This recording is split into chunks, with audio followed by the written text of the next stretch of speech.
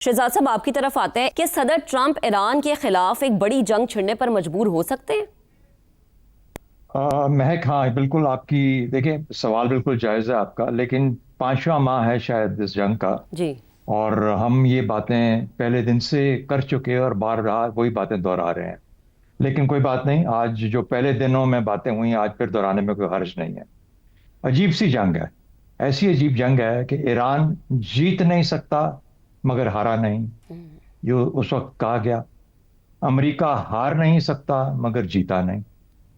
और जो जीता है या जीत रहा है वो इस जंग में मौजूद ही नहीं। अजीब सी जंग नहीं है? यानी मैं इशारा किस तरफ कर रहा हूँ? जी। इशारा ये कर रहा हूँ कि एक ऐसी फजूल किस्म की और जिसे कहते हैं कि बेमकसद एक ऐसा टकराव है दो साइड्स का, दो मुल्कों का, जो कि अपने अपने नुकसान उठाए जा रहे हैं। अमेरिका का नुकसान जैगम साहब ने आपको बताया कि कितने अरबों डॉलर की शक्ल में हो रहा है। ईरान जो मार खा रहा है वो बैठा जमीन पे वो मार खा रहा है। अब जब तक अमेरिका वहां पे खुद आके उसको ओवरटेक ना कर ले, टेक ओवर ना कर ले, उस ईरान को उस वक्त तक वो जीत नहीं सकता, ताकि अपने हाथ से हर एक को खत्म कर दे। 9 करोड़ के मुल्क को आजकल की दुनिया में कैसे किया जा सकता है? ईरान अमेरिका तक पहुंच नहीं सकता, उसका जोर आसपास ही चलता है। जहां पे चल रहा है, हुर्मुज हो गया, जी। खलीजी ममालिक हो गए, कुवैत हो गया, बहरीन, इस किस्म के ममालिक के साथ। तो फायदा इसराइल को जो पहुंच रहा है, जो कि जंग में जिसने छेड़ी थी, शुरू में आया था, लेकिन अब आराम से सुकून से बैठा, सिर्फ हिजबुल्लाह और हमास के खिलाफ अपने एक्शन करता है, या खत्म हुई हुई हमास के खिलाफ एक्शन कर रहा है। कभी एक ऑरेंज लाइन क्रिएट करता है, एक येलो लाइन क्रिएट करता है, और देख रहा है तमाशा। क्योंकि उसका सबसे बड़ा दुश्मन ईरान कमजोर से कमजोर तर हो रहा है। उसके उस मुल्क के लोग जो हैं वो मार खा रहे हैं, मौत देख रहे हैं, और उसके बाद नुकसानात उठा रहे हैं। वो कब तक ये देखते रहेंगे? ईरानियन रजीम इन मामलात और इस सेंटिमेंट की वजह से किस हद तक इसको सह पाएगी? जब जंग बंद भी हो जाएगी तो उसके बाद लोगों की क्या आवाज निकलेगी? ये परेशानी उनके लिए होगी, रजीम का क्या मामला होगा, इलाकाई मुज़मरात क्या होंगे? ऐसा जब हमने कहा था कि इस्लामी ममालिक ने और पाकिस्तान ने और मिल के बाकी 4-5 ममालिक ने ईरान को एक ऐसी ऑप्शन दी है जिसमें कि तमाम ममालिक, इस खत्े के इस्लामी ममालिक मिल के एक ऐसी दीवार खड़ी कर सकते हैं इसराइल के लिए, एक चेक लेके आएंगे। वो आसानी के साथ वो चेक जो है वो और मुंतशिर होता जा रहा है। वो इत्तेहाद जो पॉसिबल सोचा जा रहा था, इत्तेहाद तो नहीं कह सकते थे, लेकिन एक कट था, वो मुंतशिर होता जा रहा है। वो खलीजी ममालिक उसी ही शद्दोमत के साथ, उसी ही ईरान के साथ अब उस किस्म का एक मुखासमाना रवैया लेके और बढ़ता जा रहा है, बढ़ते जा रहे हैं। सरासर फायदा इसराइल का यह है। वो जो अब्राहम अकॉर्ड्स की तरफ जाना चाह रहा था, कोई पता नहीं इसका अंजाम कब होगा, क्या होगा। ये देखिए, कई दफा ऐसे होता है कि जब आप कोशिश करते हैं दो लोगों को छुड़ाने की जो लड़ रहे हो आपस में, तो नहीं बाज आते। जब नहीं बाज आते तो उसका मतलब है कि फायर इन देयर बेली, जब तक वो बेली में फायर बुझेगी नहीं ना, लेट देम फाइट, लड़ लेने दो, इनको अपना अपना बुखार उतार लेने दो। सही। तो अमेरिका तो शायद जाना चाहेगा लेकिन ये नहीं जाने देगा, उसकी अपनी मजबूरियां हैं, वो कल लड़ मारता रहेगा इनको। और ये उस वक्त तक लड़ते रहेंगे जब तक ये समझते हैं कि ये पता नहीं कब तक मार ले सकते हैं, जब तक ले सकते हैं, ये अपने आप को कुछ साबित करना चाहते हैं। आजकल की जंगों का क्वालिफाइड गेन्स होते हैं, क्वालिफाइड लॉसेस होते हैं, क्लियर फाते और मफ्तू नहीं हुआ करते। अजीब सी, रूस और यूक्रेन भी जब मामलात करेंगे तो बैठ के ही करेंगे, भले वो रूस के फायदे में हो, जी। जी। यूक्रेन के नुकसान में हो, लेकिन 85-90% यूक्रेन बच जाएगा, शायद 70% कोई उसको जो थोड़ा बहुत हिस्सा चाहिए उसको मिल जाए। तो यू हैव टू आपस में निगोशिएट करना पड़ता है। तो हुर्मुज को ले लो या किसी और चीज को ले लो, बचगानापन है। इस बचगानापन से पाकिस्तान को अपने आप को दूर कर लेना चाहिए। वापस आ जाएं, अपने मुल्क के अंदर बहुत बड़े मसाइल हैं, इनको हल करें। इनको लड़ लेने दें, जब इनकी फूक निकल जाएगी तो खुद ही पीछे हट जाएंगे, एक दूसरे तबाही होती रहेगी। जब तक किसी को कबूल है तबाह होना, वो तबाह होते रहेंगे। बाकी जहां तक आपका और मेरा ताल्लुक है, हम तो कह ही सकते हैं ना कि ना लड़ो। चीन बैठा है, रूस बैठा है, दुनिया बाकी बैठी है। ये पाकिस्तान का काम है कि छलांग मार के अंदर चला जाए? बहुत हिम्मत कर ली, बहुत कोशिश की, बहुत अच्छा काम किया, नेक काम किया, लेकिन उसकी भी एक हद होती है ना। तो मेरा ख्याल है कि इन दोनों को भी समझ लेना आ जाना चाहिए ना कि अब बस कर देना चाहिए। तो कहीं ना कहीं पे तो रुकना पड़ेगा। बाकी दुनिया जो बहस सह रही है वो सहती रहेगी। ऐसे मामले दुनिया में बहुत पहले भी आए, इस दफा फिर सही देखा जाएगा जैसा होता है। बाकी दुनिया के साथ हम भी जी लेंगे। सही। ठीक है शहजाद साहब, आपका कमेंट आ गया। हसन साहब आपकी तरफ आते हैं। आप तो ईरानी तहजीब को अच्छी तरह से जानते हैं, तारीख को अच्छी तरह से आप समझते हैं। क्या अमरीकी हमलों के बाद अब हम ये देखें कि जो ईरान का जवाब है वो दिफा तक महदूद नहीं है, बल्कि भरपूर जवाबी जंग की पॉलिसी ईरान अपना चुका है? देखिए, सबसे पहले तो मैं खराज तहसीन पेश करूंगा इस बात पे जो बड़ी बुनियादी बात है अपने हवाले से।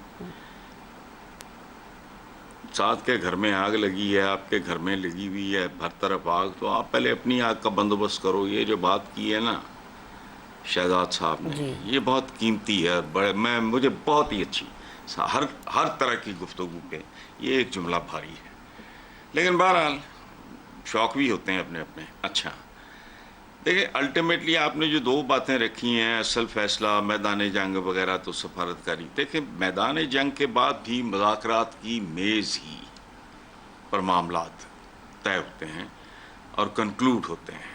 फर्स्ट वर्ल्ड वॉर देख लो, सेकंड वर्ल्ड वॉर देख लो, बॉटम लाइन क्या है, वो जो आप उसको मुज़ाकरात या जो व्हाटएवर। एक बात जो बहुत इम्पॉर्टेंट है कि चाइना और रशिया की मौजूदगी हमेशा हर सेंसेबल आदमी के बैक ऑफ द माइंड रहनी चाहिए। इसमें सबसे ज़्यादा मेरा ख्याल है जंग हार चुका है अमेरिका, मेरे एतबार से।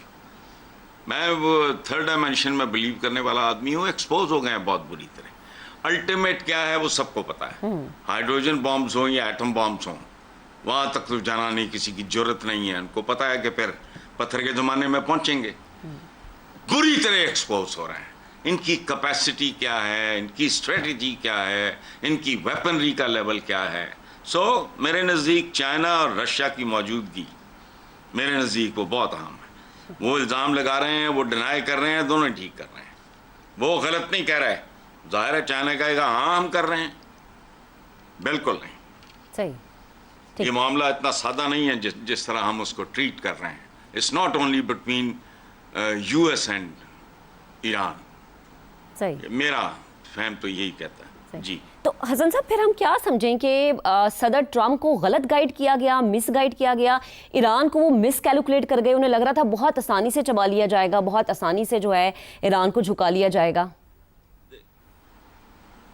देखिए, इस पे मेरी राय आपकी राय की इम्पोर्टेंस नहीं है। जो बाइडेन ने जो जुमले बोले हैं डोनाल्ड ट्रंप के बारे में, एंड इट्स सो अमेजिंग, यानी ये इंतहाई गया गुजरा आदमी की जिसको थोड़ी सी भी शुद्ध बोध हो।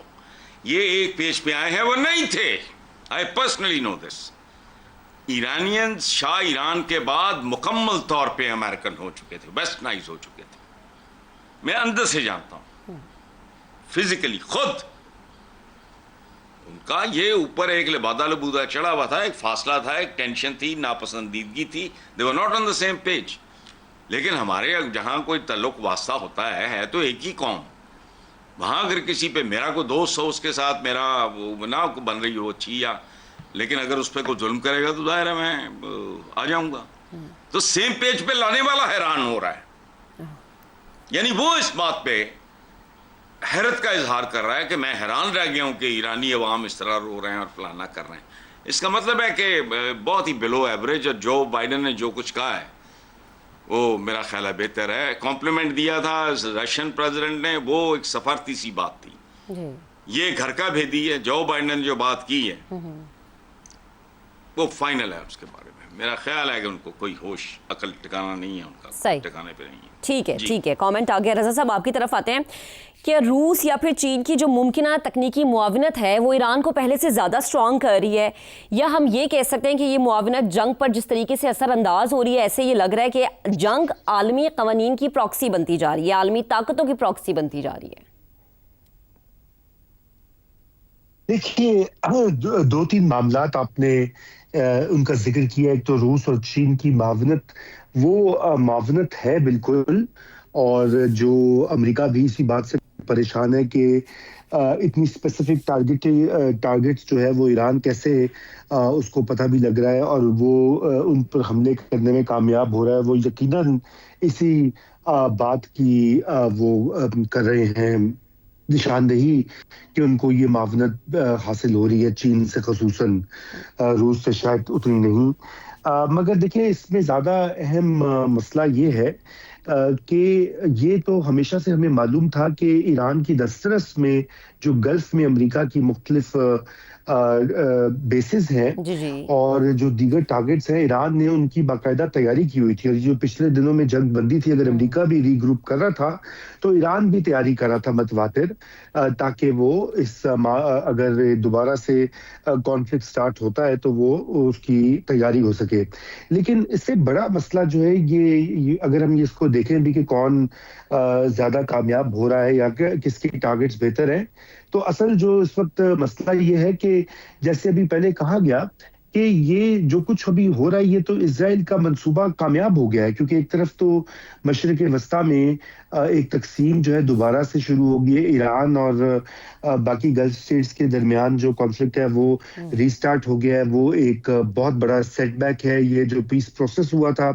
और फिर उसके अलावा जो सऊदी अरेबिया के ऊपर भी, वहां भी जो बेसिस पे हमले हुए हैं, इसका ये मतलब है कि किसी पॉइंट पर खुदा ना करे कि ऐसा हो, सऊदी अरेबिया और ईरान की बराह रास्त कॉन्फ्लिक्ट भी स्टार्ट हो सकता है। और वो फिर उसमें पाकिस्तान को भी कूदना पड़ेगा, जो मजबूरी है पाकिस्तान की डिफेंस पैक्ट के हवाले से, क्योंकि हमने ये सऊदी अरेबिया के साथ समझौता किया है कि उनको जब डिफेंड करने का मामला होगा तो हम वहां पर होंगे मौजूद।